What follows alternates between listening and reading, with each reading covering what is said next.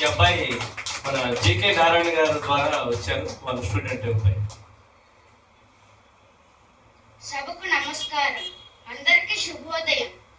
నా పేరు హృషికేష్ లక్కోజు. నేను శ్రీ స్వామినారాయణ గురుకుల్ ఇంటర్నేషనల్ స్కూల్లో 7వ తరగతి చదువుతున్నాను.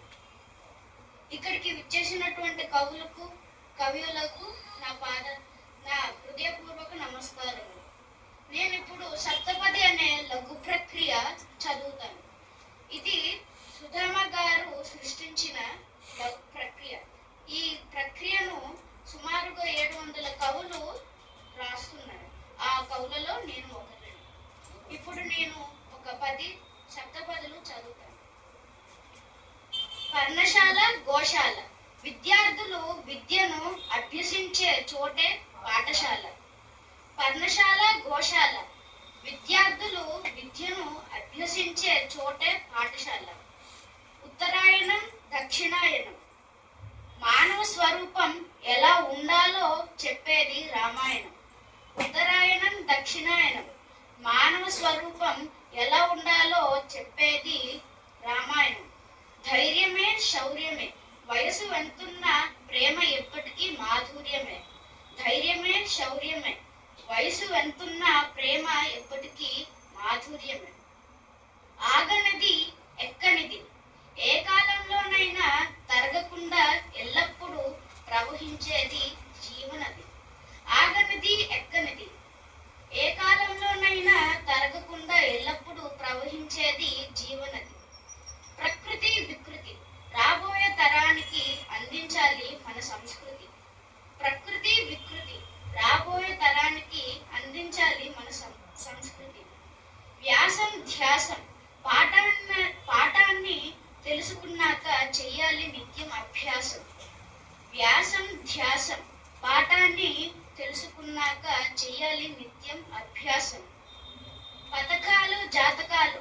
బాల్యంలో జరిగిన సంఘటనలే మాధుర్యమైన జ్ఞాపకాలు. పథకాలు, జాతకాలు. బాల్యంలో జరిగిన సంఘటనలే మాధుర్యమైన జ్ఞాపకాలు. గర్భం, భూగర్భం. అవకాశాలు దొరకాలంటే మనం వెతకాలి సందర్భం. గర్భం, భూగర్భం. అవకాశాలు దొరకాలంటే మనం వెతకాలి సందర్భం. శిక్షకులు, రక్షకులు. వచ్చిన అవకాశాన్ని వినియోగించకపోతే అవుతారు ప్రేక్షకులు. శిక్షకులు, రక్షకులు. వచ్చిన అవకాశాన్ని వినియోగించకపోతే అవుతారు ప్రేక్షకులు. నిదానం, ప్రధానం. జీవిత కాలంలో ఒక్కసారైనా చెయ్యాలి అన్నదానం. నిదానం, ప్రధానం. జీవిత కాలంలో ఒక్కసారైనా చెయ్యాలి అన్నదానం. దర్శకుడు, కృషికుడు. సన్మార్గంలో నడుస్తూ అందరినీ నడిపేవాడే నాయకుడు. దర్శకుడు, కృషికుడు. సన్మార్గంలో నడుస్తూ అందరినీ నడిపించేవాడే నాయకుడు. వనాలు, భవనాలు. సుందరమైన దృశ్యాలను చూచుటకు అవసరం నయనాలు. వనాలు, భవనాలు. సుందరమైన దృశ్యాలను చూచుటకు అవసరం నయనాలు. అందరికీ నమస్కారం. ఇంకొక విషయం చెప్పాలనుకుంటున్నాను. నేను ఇప్పటి వరకు ఈ సప్తపది ప్రక్రియను 110 సప్తపదులను రాశాను. ఇవి వ్యర్థం కాకుండా నేను ఒక పుస్తకాన్ని చేయాలనుకుంటున్నాను. ఇది వ్యర్థం కాకుండా తరానికి దీన్ని అర్థించేలా చేయాలనుకుంటున్నాను. అందరికీ నమస్కారం.